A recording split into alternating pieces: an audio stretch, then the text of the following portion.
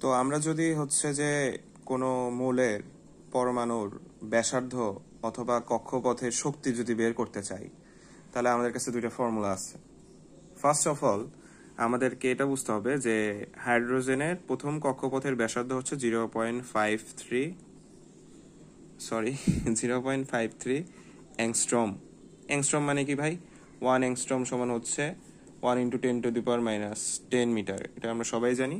আচ্ছা, তো আমরা যখন বের করব ফর্মুলাটা হচ্ছে যে কোনো মৌলের কক্ষপথের ব্যাসার্ধ যদি আমরা বের করতে চাই, তাহলে সেটার সূত্রটা হচ্ছে যে Rn = এই যে 0.53 ইন্টু হচ্ছে n² / z। এন্ড কোশ্চেন আসতে পারে এখানে জেডটা কি? জেডটা হচ্ছে এখানে পারমাণবিক সংখ্যা। জেডটা হচ্ছে আমাদের পারমাণবিক সংখ্যা। আচ্ছা, পারমাণবিক সংখ্যা মানে ব্যাপারটা হচ্ছে কি, যে ধরেন যে এখানে হচ্ছে আমাদের হাইড্রোজেনের চতুর্থ কক্ষপথের ব্যাসার্ধ বের করতে বললো 0.53 চতুর্থ, তাই না? চতুর্থ তার মানে কি 4²। আর জেড এখানে কত হবে? হাইড্রোজেনের পারমাণবিক সংখ্যা হচ্ছে 1। বাট এখানে তো হাইড্রোজেন নাও বলতে পারে, এখানে বলতে পারে যে ধরেন লিথিয়ামের চতুর্থ কক্ষপথের ব্যাসার্ধ বের করো, তখন হাইড্রোজেন, হিলিয়াম, লিথিয়াম, তখন এখানে 3 হবে না? তো সেই জন্য হচ্ছে আমাদের এই হচ্ছে মোটামুটি ফর্মুলা যে Rn = 0.53 ইন্টু n² / z। জেডটা হচ্ছে পারমাণবিক সংখ্যা। আর হচ্ছে যে হাইড্রোজেনের প্রথম কক্ষপথের হচ্ছে শক্তি, যেটাকে আমরা E0 বা E1ও বলতে পারি, সেটা হচ্ছে কত ভাই বলেন তো?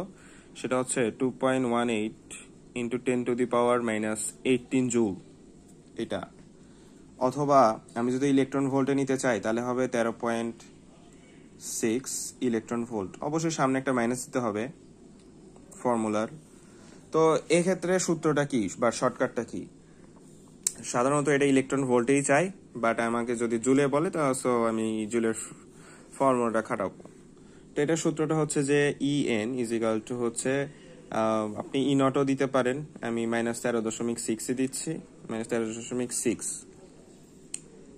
ডিভাইডেড বাই হচ্ছে এবার n² ভাগ হয়ে যাবে n²/z²। হ্যাঁ, এটা হচ্ছে ফর্মুলা।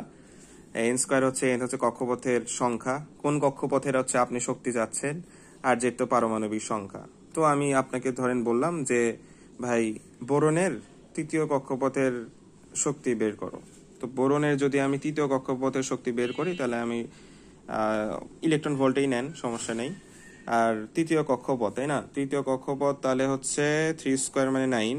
আর বোরন কত? Hydrogen, helium, lithium, beryllium, boron, তাহলে 5² মানে 25। তো এটা ক্যালকুলেশন করলে যেটা হবে সেটাই হচ্ছে অ্যান্সার। তো আমাদের মূলত এই সূত্রগুলো আর কি একটু মানে এই শর্টকাটটা আমরা একটু মাথায় রাখবো। তো শর্টকাটটা আমি আরেকবার একটু লিখি ফ্রেশ খাতায়। তো আমরা এরকম প্র্যাকটিস করে করব যে 0.53 ইন্টু n²/z। আর যখন E0 আসবে, সরি এটা হচ্ছে Rn En, তখন -13.6 ডিভাইডেড বাই হচ্ছে n²/z²। এটা ইলেকট্রন ভোল্টে এবং এটা হচ্ছে যে অ্যাংস্ট্রমে। ওকে।